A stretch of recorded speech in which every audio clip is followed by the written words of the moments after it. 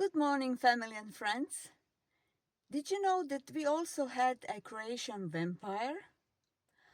He apparently used to live in a village called Kringa in Istria County, and for me, that's a good reason for visit it. Let's go. The village of Kringa.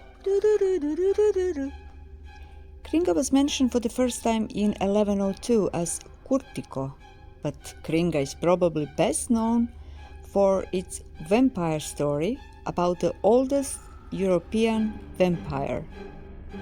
According to Valosaur's records, a Slovenian travel writer, a man named Jure Grando was an inhabitant of Kringa who was born in year 1579 and died and buried in 1656.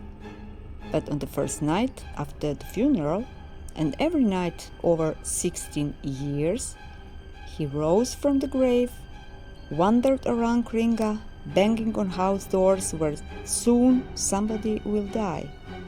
After 16 years of such terror, the mayor of Kringa gathered 9 people from the village. They opened Grando's grave, found it the completely preserved body with rose cheeks. Then they cut off his head. Jure Grando molested the inhabitants of Kringa never again. Sveti Lovreć nestles in the immediate hinterland of Vrsar and Poreč, and it's one of the best preserved medieval fortified towns in Istria. The town was named after the small church of St. Lawrence built in 8th century on the graveyard located outside the town. The Romanesque bell tower next to the church was added in 11th century. The circular shape of the settlement originates from the prehistoric period when a hill fort was located on the hilltop. During the Byzantine era, Lovreć had already been fortified with walls and towers, which were later restored. Most of the remaining fortifications date back to the Venetian era, when Sveti Lovreć was the seat of the military administration of the Venetian Istria, so-called Pazenatic.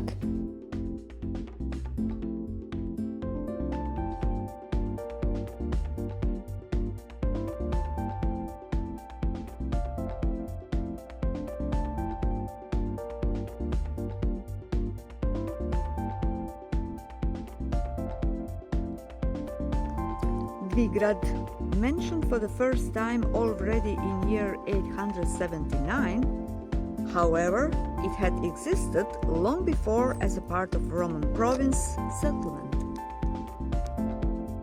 Its name speaks originally of 2 towns. Today's ruins are the remains of the northern town of Moncastello, while the other one, Castello Parentino, was abandoned in 10th century. Dvigrad was destroyed by the Genoese fighting against the new owners, the Venice.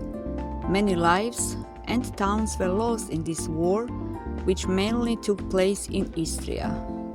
It's mostly likely that the Castel Parentino was abandoned at the time, and Monte Castello was solely renovated later. Following more than a century of peace, the second half of the 16th century was marked by a continuous conflict between Venice and Austria.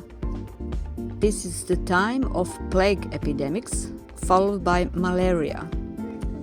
In year 1630, inhabitants had left the town and moved to the place called Kanfanar.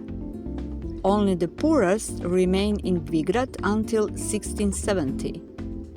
Current remains represent a well-preserved typical medieval town castle, surrounded by 2 rings of town walls, connected by the town gate and 3 defensive towers.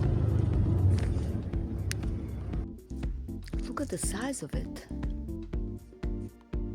Impressive.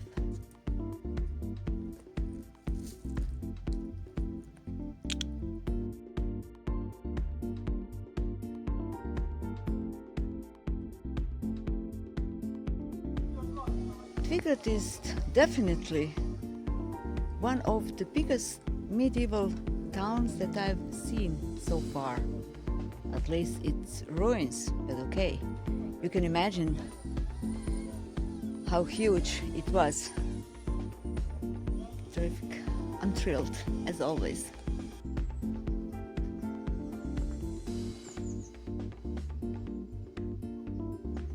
Huh, look at the rock.